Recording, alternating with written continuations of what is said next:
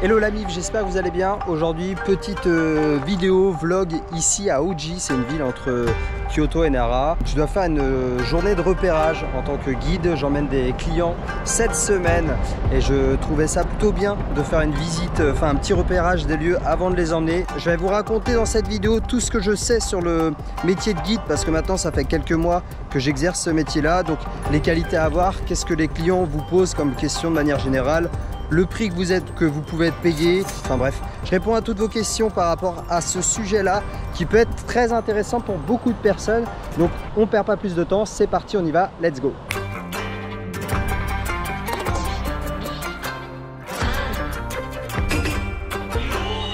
Premier lieu de Uji, la chose très importante ici, c'est le pont qui est juste là en fait.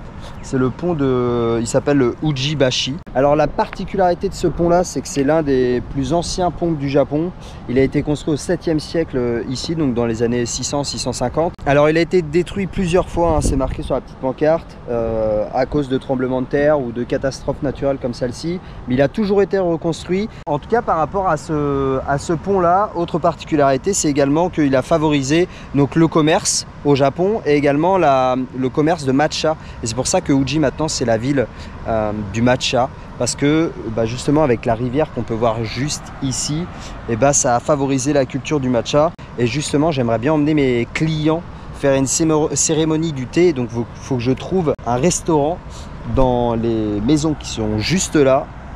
J'aimerais trouver un restaurant pour que je puisse les emmener, ça serait vraiment cool. Alors la mission de repérage, à quoi ça consiste? C'est tout simplement une journée que vous allez faire en amont avant d'emmener vos clients sur le lieu, et celle-ci va vous permettre en fait de repérer les lieux. Ça va vous permettre de vous mettre en condition, en fait, conditions réelles sans les clients, et ça va vous permettre de checker toutes les rues où vous voulez les emmener, checker justement les rues qui sont bonnes, les lieux qui sont bons à aller visiter, comment y aller, quels sont les prix, les restaurants aussi c'est super important, checker peut-être 1, 2, 3 restaurants, comme ça vous permet toujours d'avoir un plan A, B, C. Et si une personne par exemple est allergique au curry, et si vous aviez que un restaurant de curry qui était super bon mais que vous n'avez rien testé à côté, là vous vous retrouvez le bec dans l'eau et c'est pas très bon. Donc ça c'est super important de faire ces missions de repérage. Pourquoi? Parce que je vais y revenir un peu plus tard dans la vidéo, mais pour moi la qualité première d'un guide, c'est qu'il ait confiance en lui. Parce que si vous êtes à l'aise, si vous avez confiance en vous, la personne en face de vous va le ressentir. Elle va se dire tiens, ce mec là il est crédible, il est pro, il sait ce qu'il fait, il est sûr de lui. Alors que si vous avez beau être le meilleur guide au monde, vous savez tout sur tous les monuments, mais que vous arrivez devant le client, vous bégayez, vous ne savez pas où vous allez, les endroits que vous les emmenez, ils sont éclatés au sol, vous avez pris une mauvaise route ou n'importe quoi, si vous n'avez pas préparé en fait votre dossier en amont, mais c'est un peu comme la vente, hein, si vous n'avez pas préparé les choses en amont, vous allez manquer d'assurance. Et ça, la communication non verbale, c'est super important et votre client va le ressentir. Ce qui va faire que si vous n'avez pas confiance en vous, il va remettre en doute toutes vos paroles. Donc la mission de repérage, c'est tout simplement une journée qui va vous permettre de préparer entre guillemets votre dossier, préparer le terrain et donc avoir cette assurance naturelle. Sinon, mis à part ça, comme vous pouvez le voir, là je me suis un peu éloigné des rues où il y a tous les touristes pour vous parler. Le restaurant que j'ai testé, super bon, udon au curry.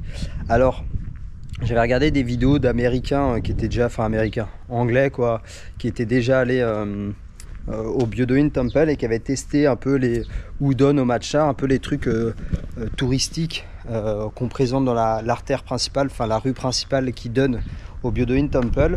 Donc je leur fais confiance, ils ont mis que c'était bon mais que c'était pas non plus de la super food. Je me suis dit du coup de pourquoi pas tester des produits qui sont de meilleure qualité. Pourquoi? Parce que des fois j'ai des clients qui sont un peu what the fuck et qui aiment bien justement goûter des trucs, des pâtes au matcha, ou voilà, ils n'ont pas peur de tester des choses, alors qu'il y en a d'autres qui aiment bien être sûrs de ce qu'ils vont manger, d'être sûrs de la qualité des produits. Pour la nourriture, moi j'ai un palette Doberman donc je m'en fiche, mais pour les personnes qui adorent manger, je sais que la pause du midi c'est super important et qu'il ne faut pas la rater. Donc voilà, aller tester plusieurs restaurants et avoir plusieurs options, plusieurs flèches à son arc, comme on dit. C'est super important. Ça permet de faire une bonne pause le midi et tout le monde est content.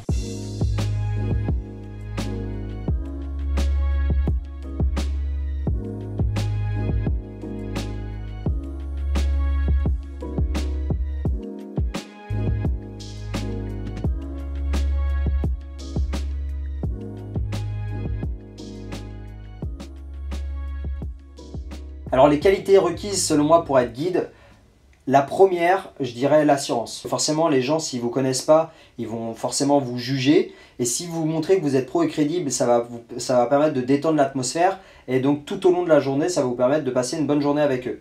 Et d'être pro et crédible, c'est super important. Donc, avoir cette assurance naturelle, pour moi, c'est la première qualité. Deuxième chose, c'est savoir mettre à l'aise son client. Pareil, il faut avoir aimé s'intéresser à la personne qu'on a en face de nous, aimer parler, tout simplement. Parce que les gens prennent un guide, c'est pas forcément pour avoir des détails infinis sur les temples ou les lieux que vous allez visiter, mais c'est également pour passer un bon moment. Donc avoir ce contact facile, c'est super important. Troisième chose, le leadership. Pareil, les clients prennent un guide, c'est pour avoir cette décharge mentale. Donc nous, on est là aussi pour forcément leur poser des questions, pour adapter notre plan, mais également pour prendre des décisions à leur place, ce qui va leur permettre de justement avoir cette décharge mentale et d'être tranquille, passer une très bonne journée en détachant le cerveau sans avoir à réfléchir.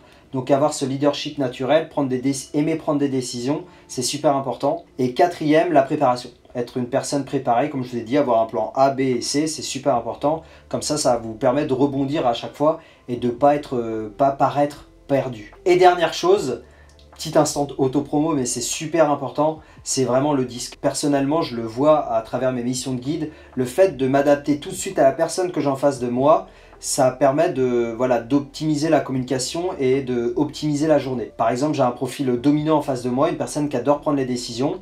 Lui, ça ne me dérange pas de lui poser une question, de lui dire vous préférez quoi? Vous préférez ça, ça ou ça?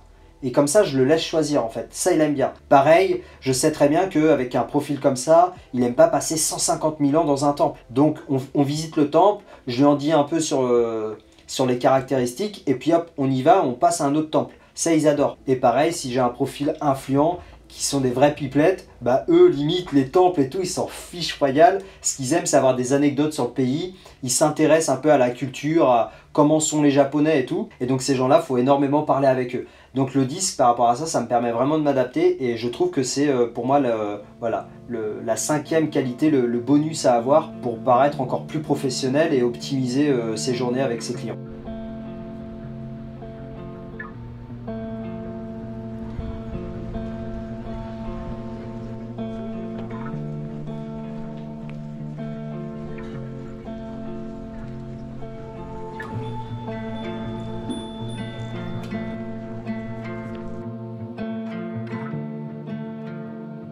Je suis devant le lieu où je vais emmener mes clients la semaine prochaine. Normalement, on peut faire des dégustations de thé. Il y a un musée, je vois qu'il y a un shop, cafétéria, tea room. Comme vous pouvez le voir, c'est un lieu assez connu, je pense, puisque il y a beaucoup de personnes qui viennent faire des émissions de télé pour faire justement cette cérémonie ou alors faire son thé lui-même. Je vais essayer d'aller faire cette petite activité, ça peut être pas mal. Pour samedi. Toujours très important de tester les aliments avant de les proposer à ses clients. On va pas se cacher, c'est la partie cool du repérage. C'est qu'il y a des gens qui aiment le sucré, d'autres qui aiment le salé, donc il faut savoir s'adapter. Et là, je suis en train de déguster un magnifique dessert au matcha, donc du sucré. J'ai fini de visiter le Byodo-in Temple. Je me retrouve de l'autre côté de la rive là, il n'y a pas grand monde, donc ça c'est super cool. Je viens de voir que là le restaurant où il y a la cérémonie du thé que je vais pouvoir faire à mes clients, j'ai vu qu'il y avait un atelier, je vais essayer de vous filmer ça mais c'est pas sûr. Je vais la faire aussi, comme ça je vais la tester pour voir si ça vaut le coup et de la proposer à mes clients ensuite pour samedi. Et dernière chose, écoutez, je fais ça et puis je vous fais un petit débrief et également du Byodo-in Temple que je n'ai pas pu vous faire là-bas parce qu'il y avait beaucoup trop de monde. Très bon. Et puis voilà, donc je mange ma petite glace, je fais l'atelier du thé et puis on se retrouve au bord de la rive pour conclure cette vidéo sur le Byodo-in Temple. Allez, bon appétit. Très lourd.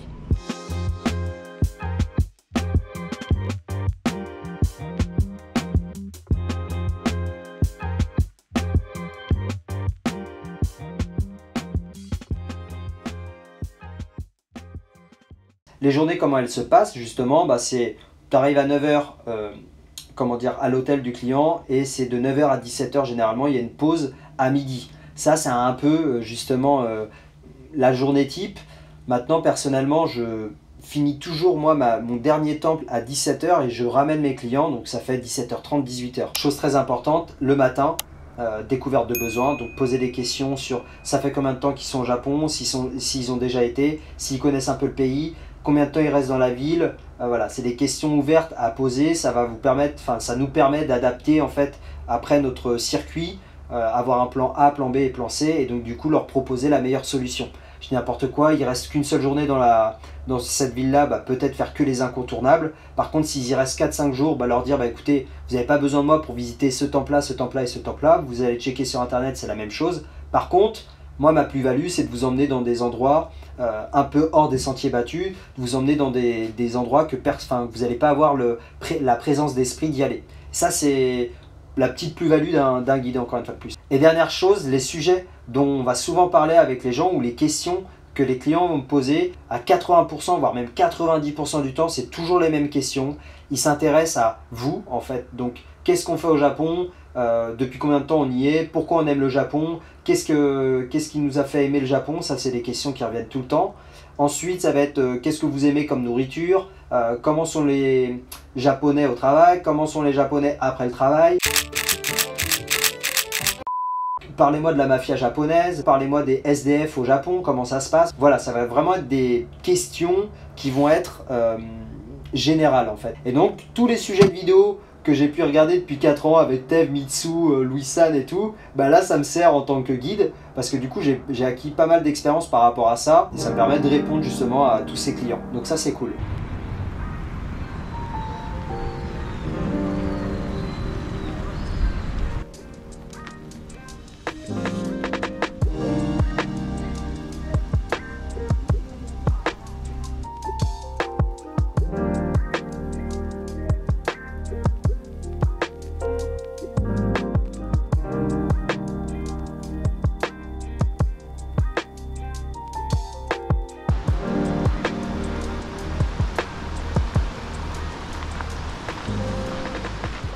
Alors le Byodo-in Temple de manière générale, franchement je l'ai trouvé très joli, très joli. Donc on l'appelle le temple du phénix parce qu'il y a 2 phénix au-dessus, qu'on peut retrouver également sur le pavillon d'or, le Kinkakuji.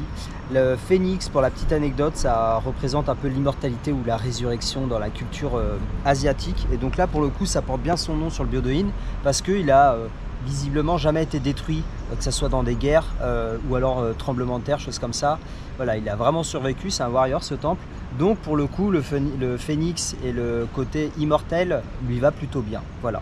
De manière générale, c'est un temple qui a été construit en 1052. Alors avant, c'était même pas un temple, c'était une villa de campagne qui appartenait au clan Fujiwara. C'était une famille super puissante au Japon ici. Et le fils Fujiwara a décidé d'en créer un temple, enfin de le convertir en temple. Et il a dédié ce temple-là en fait au Bouddha de la lumière infinie qui s'appelle Amida Nyōrai. Autre particularité de ce temple, alors il y a un très beau lac. Visiblement la symétrie, elle est propice et ça ressemble à un phénix qui va prendre son envol. Et deuxième chose qui m'a frappé moi, c'est la qualité du musée. Il y a un musée à l'intérieur du temple. Il y avait beaucoup de statues de Bouddha. Il y a les 2 phénix de la version originale des 2 phénix qui sont présents dans le musée. Alors malheureusement, ou pas forcément malheureusement, mais bref, on ne peut pas filmer, donc je ne pouvais pas vous le montrer. Et il y avait également des statues de Bouddha avec tous les instruments de musique qui ornaient visiblement le temple autrefois. Donc non, franchement, le musée vaut vraiment le détour, même le temple en fait de manière générale. Le seul truc, le petit inconvénient, c'est qu'il y a quand même beaucoup de monde, ça reste un site assez touristique. Donc voilà, vous n'allez pas avoir l'atmosphère que vous pouvez retrouver par exemple à Takao, dans des temples où il n'y a vraiment personne et que vous allez avoir un silence qui fait du bien. Là voilà, c'est quand même assez agité, il y a pas mal de monde. Dernière chose très importante par rapport au Byodo-in Temple, pour vous dire à quel point il est quand même connu au Japon, c'est tout simplement que sur toutes les pièces de 10 yens, c'est le Byodo-in Temple qui est inscrit sur ces pièces de 10 yens. Donc ça veut quand même dire quelque chose pour vous dire à quel point ce temple-là est très respecté et très célèbre au Japon. Alors combien je suis payé pour être guide? Moi personnellement, je suis payé en moyenne, en comptant les frais de déplacement, les tips par rapport à mes clients, tout ça, on va être sur des journées entre 19 à 20 000 yens. Donc 20 000 yens, ça fait 6, 12, ça fait 120 €. Donc souvent j'aime bien faire 2 visites par semaine. Donc travailler 5 jours à temps plein sur mon entreprise et 2 jours par semaine en tant que guide touristique. Et par rapport aux autres baito, au Japon, les baito vont être payés 10 000 yens. Et donc en moyenne. Hein. Donc par exemple, vous allez travailler dans un Family Mart, dans un 7-Eleven, dans, je sais pas moi, faire la plonge dans un restaurant, ou alors plier du linge, ou faire ranger ou laver des chambres dans des hôtels. Ces baito là, on est à 10 000 yens. Donc je suis payé le double, donc c'est pour ça que je m'en plains pas, c'est vraiment bien. Mais en tout cas, vous pouvez faire ça en tant que baito, comme je suis en train de faire, c'est vraiment pas mal pour ceux qui font un working holiday. Et il y a également des CDD et CDI. Et les CDI peuvent vous permettre d'avoir un visa travail permanent au Japon. Et ça c'est pas mal. Enfin, visa travail, pardon, au Japon.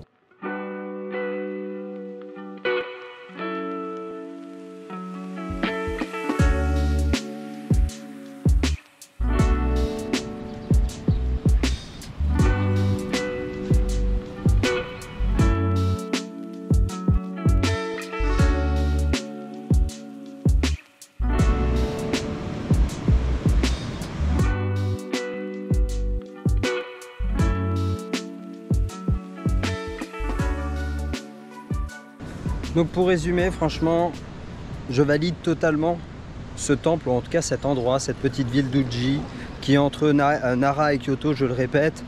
Il n'y a vraiment pas que le Byodo-in, j'ai vu beaucoup de personnes faire juste le Byodo-in et après reprendre le train, visiblement, enfin en direction la gare. Vraiment, faites, si vous venez ici, prenez une demi-journée et faites tout bien correctement. Allez longer la rivière en fait, là où je suis en train de me balader, parce qu'il y a le parc d'Uji qui est super beau. Et il y a également plein d'autres temples, la cérémonie du thé que vous pouvez faire, et justement tous les autres restos qui gravitent autour du Byodo-in qui sont super bons. En tout cas, c'est la fin de cette vidéo, j'espère qu'elle vous a plu comme d'habitude. J'espère que vous avez appris pas mal de choses sur le métier de guide. N'hésitez pas à la liker, à la commenter, à la partager comme d'habitude. Je compte sur vous pour votre soutien, surtout en ce moment, parce qu'avec le taf, allier YouTube, faire des vidéos YouTube et également travailler sur ma partie professionnelle, c'est une sacrée partie de plaisir, j'allais dire, mais c'est assez compliqué. Donc voilà, tout votre soutien est bon à prendre. Je vous dis à la semaine prochaine ou à la prochaine, je sais pas, comme d'habitude, je vous dis prenez soin de vous, c'était Zixama, namasté.